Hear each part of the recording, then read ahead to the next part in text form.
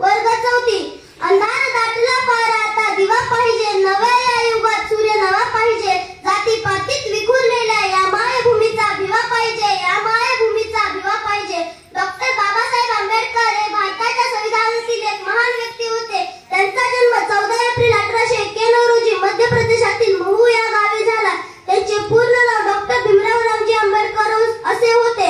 Doctor Babasaheb Ambedkar हे भारताच्या संविधानाचे शिल्पकार होते. त्यांनी जगातील सर्वात मोठे समतावादी संविधान दिले.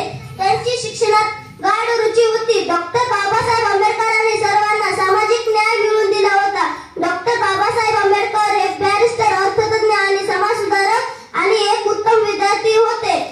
14 ऑक्टोबर 1956 रोजी त्यांनी आपल्या अनुयायांसोबत बौद्ध धर्मात प्रवेश घेतला.